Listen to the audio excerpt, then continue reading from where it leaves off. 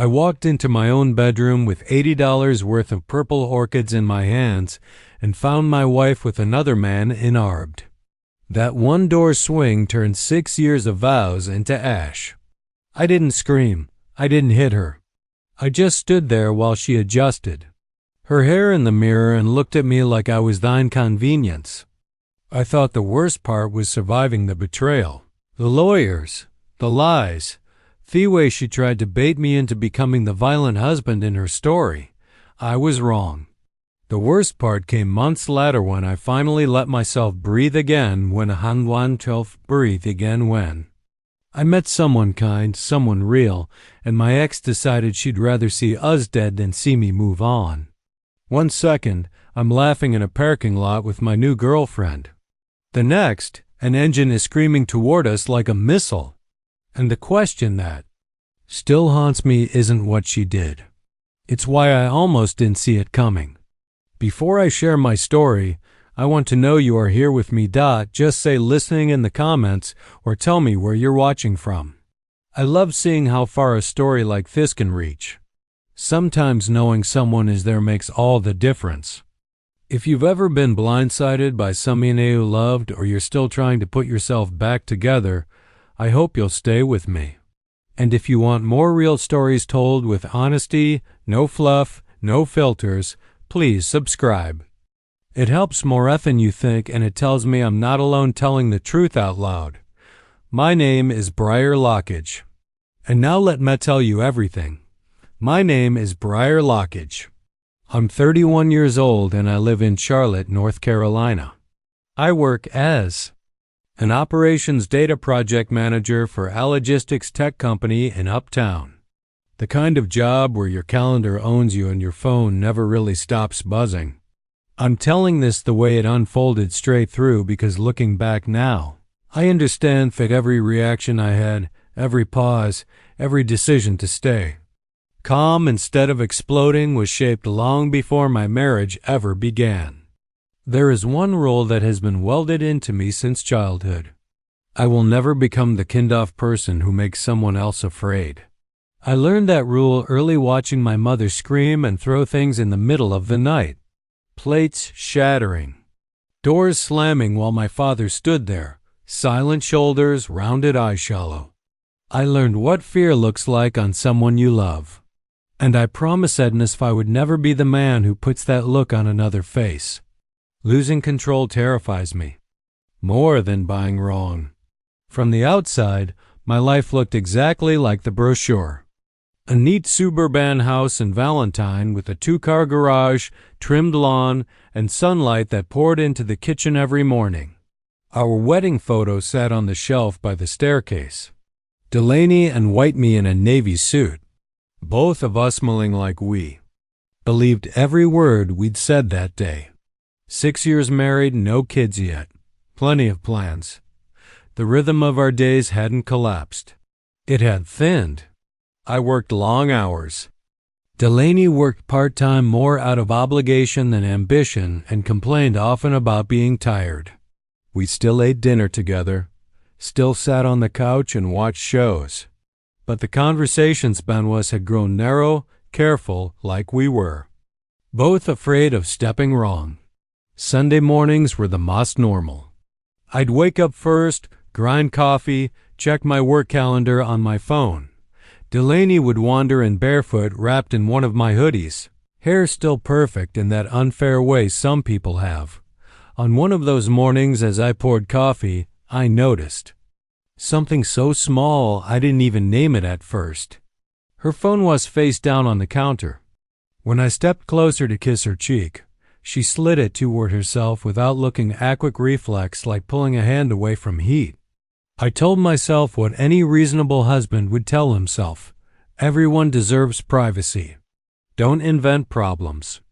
Still, something lodged quietly in my chest.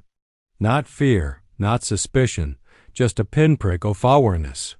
That night after another dinner where we barely talked about anything real, Delaney snapped at me for answering an email while we were eating.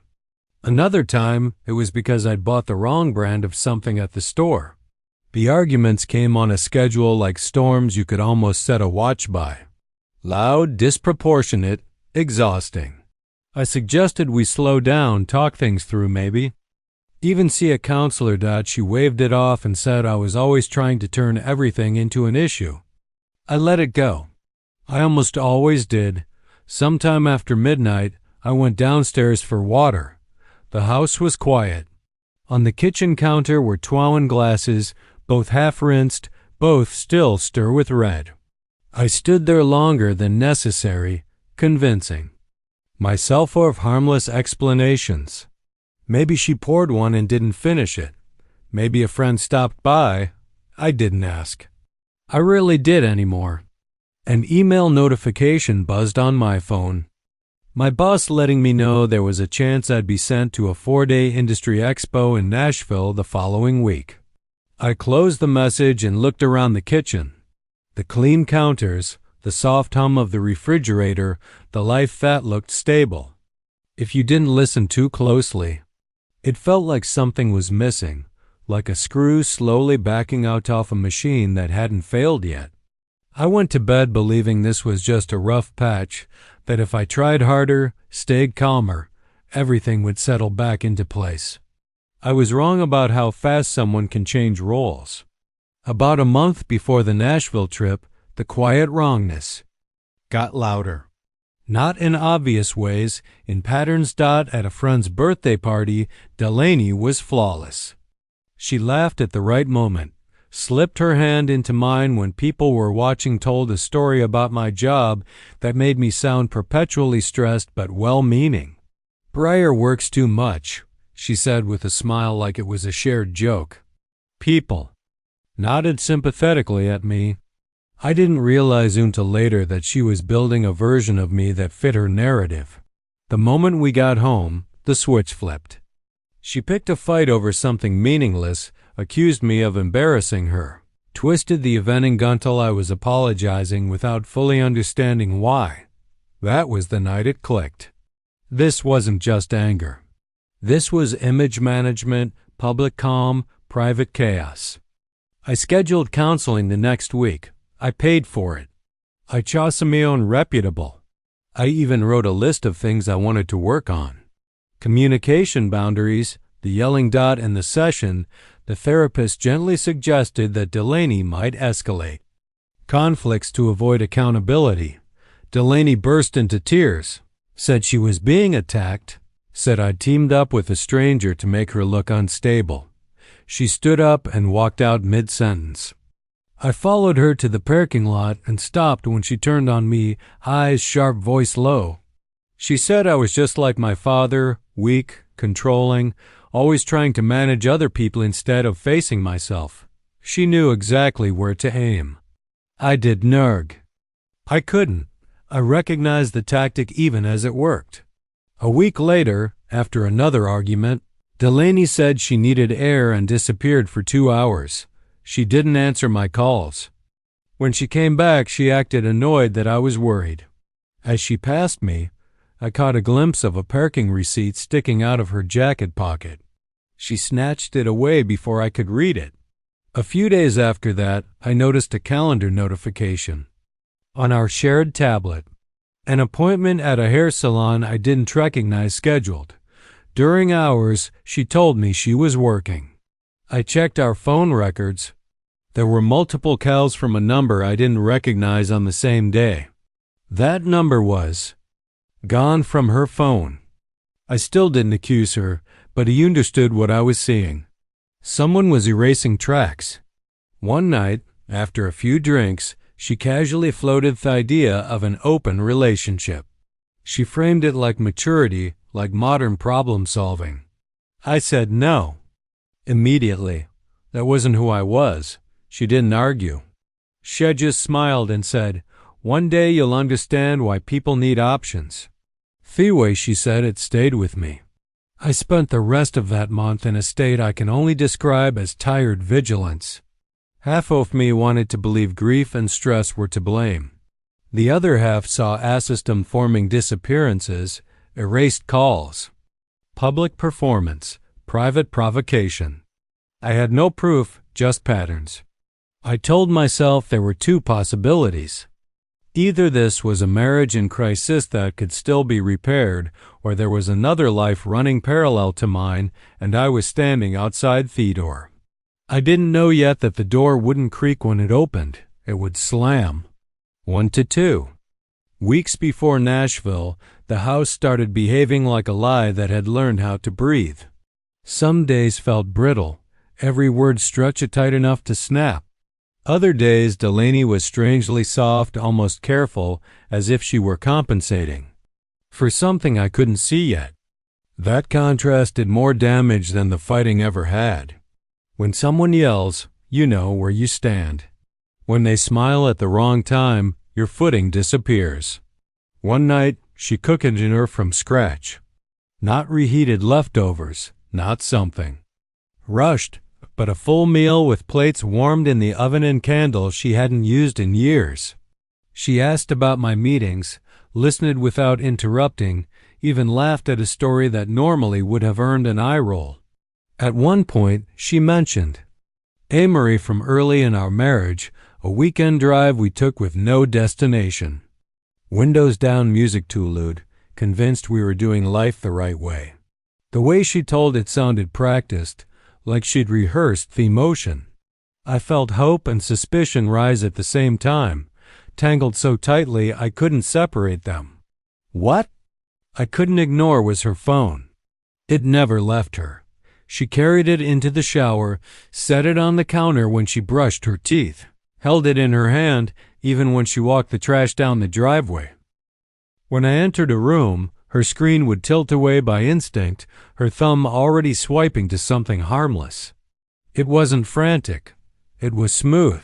That scared me more. A few nights later, something small cracked the illusion.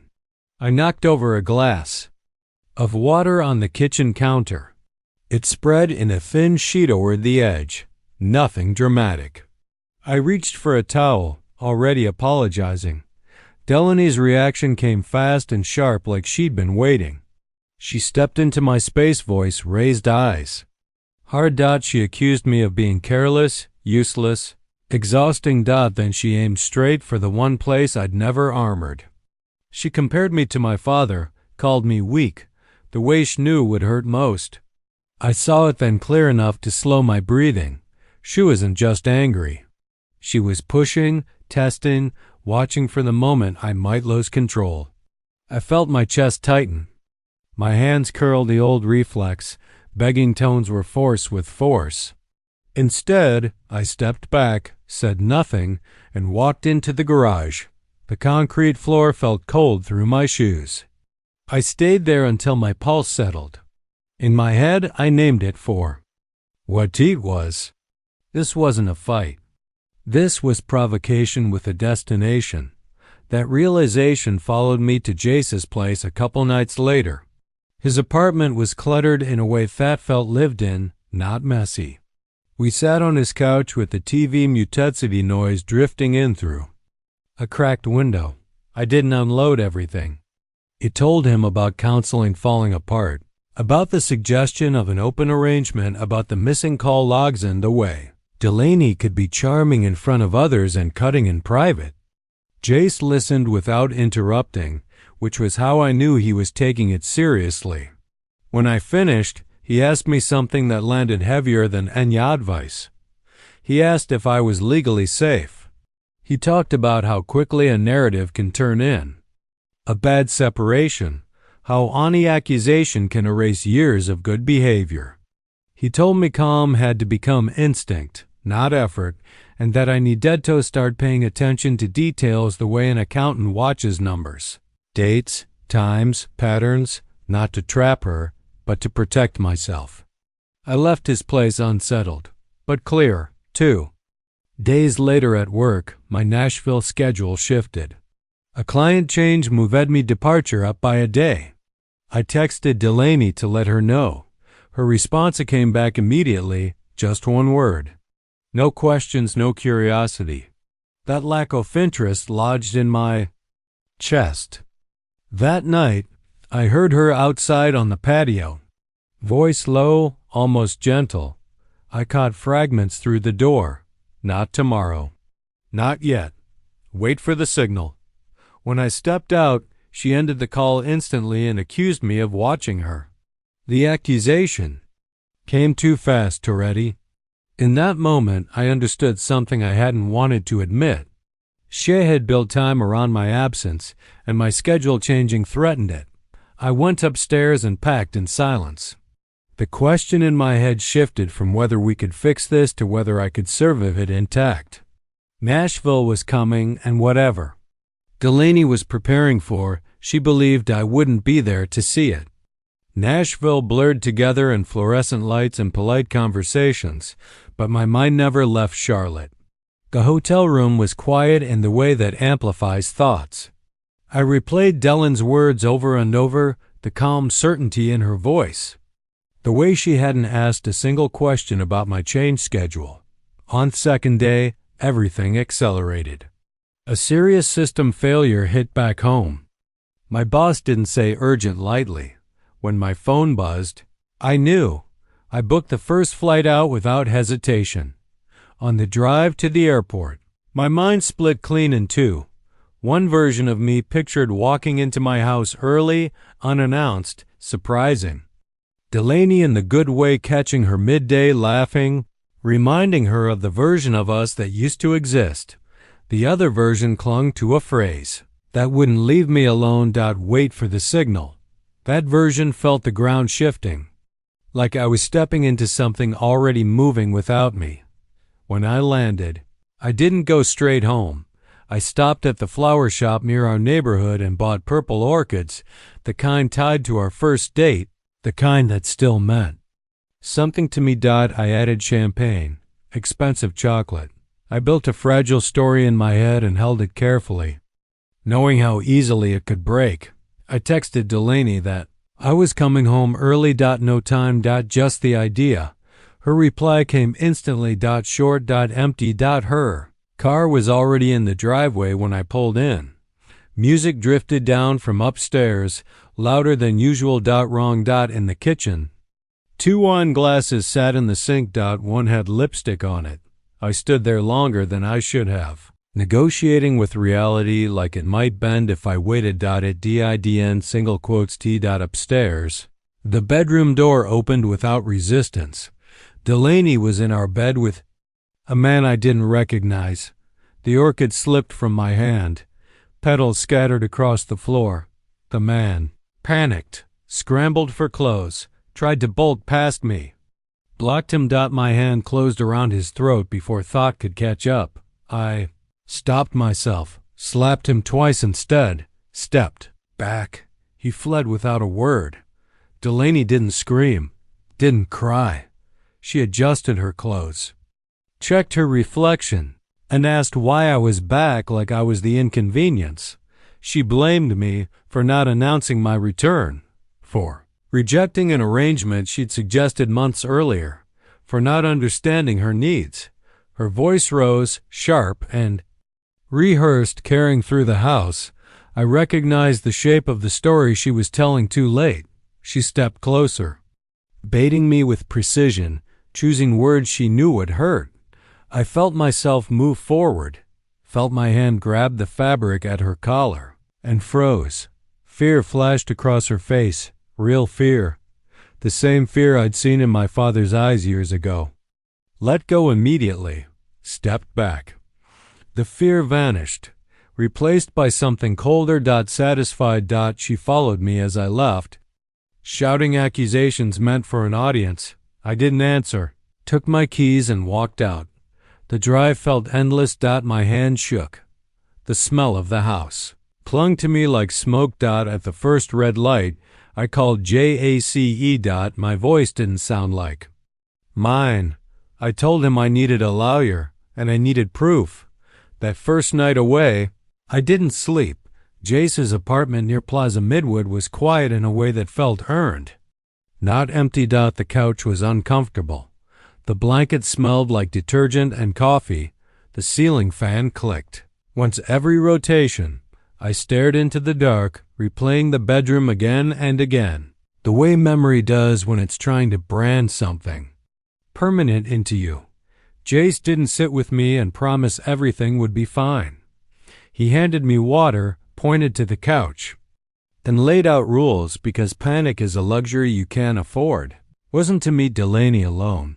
I wasn't to answer calls without saving records. I wasn't to react, no matter how provoked. Then he asked the question that hollowed my stomach. Had I left any mark on her? I replayed the exact second when my hand touched her collar, and the second. I let go. Nothing. No. Bruises. No scratches. The relief was instant and horrifying. 1 inch in either direction and my life would already be ash. After midnight, my phone started vibrating. One message. Then another. Then a flood. Accusations stacked on insults, stacked on cruelty. She called me names that didn't belong to the man I thought I was. Then the messages shifted. They turned graphic.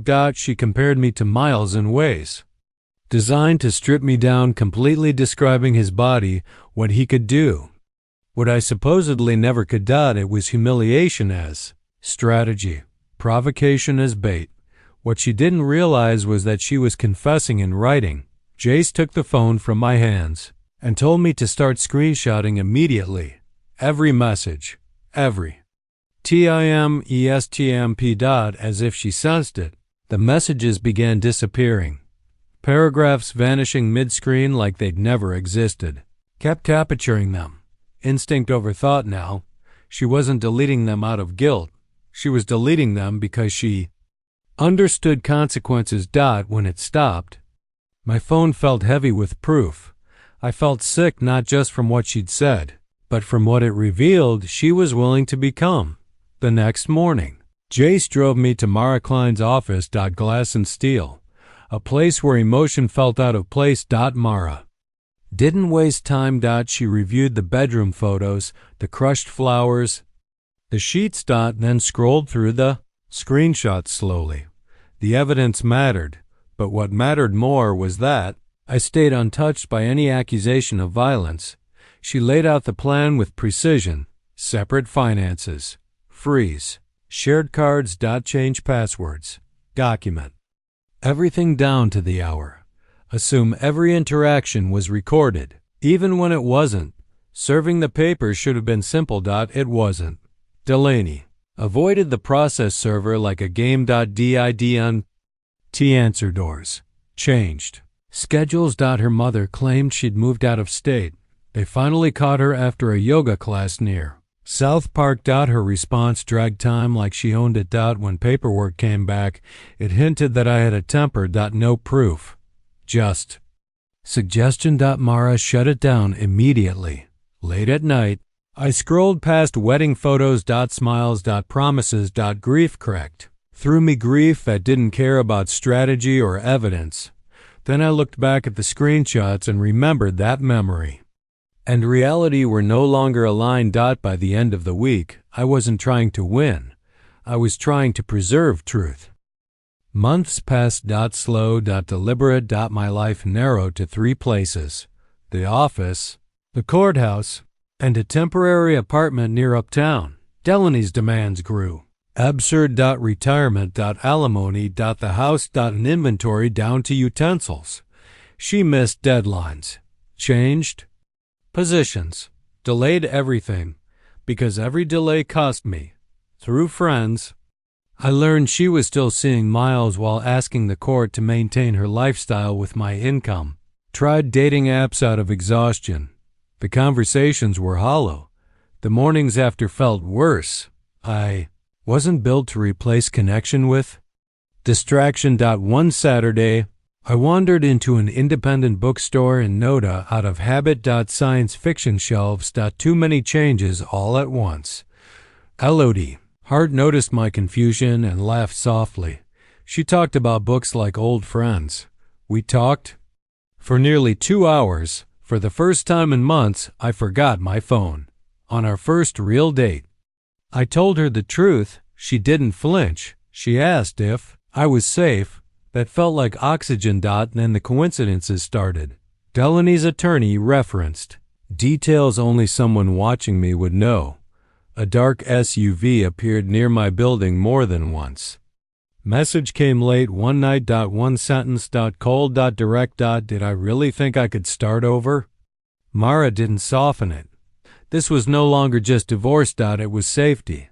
Realized then I'd been wrong about the worst moment. It wasn't the bedroom. It was understanding she wasn't done controlling the story. And that meant she wasn't done with me. The weekend after, Charlotte slipped into that quiet cold that doesn't announce itself. Muted streets. Yellow streetlights. Elodie and I chose something ordinary. South Park Mall. Crowds. Cameras. Logic said safe. My body disagreed. I parked. Farther out, heard an engine rev. Saw the SUV. Inside, things felt normal again. That was the danger.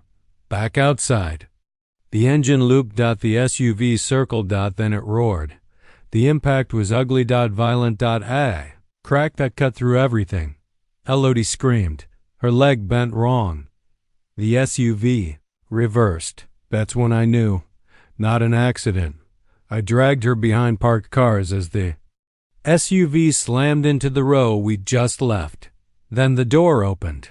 Delaney stepped out. Calm. Composed. Her eyes were flat. She walked toward us like this was planned. Before she reached us, someone tackled her from the side. She fought, screaming not fear. Fury eyes locked on Elodie. Sirens came.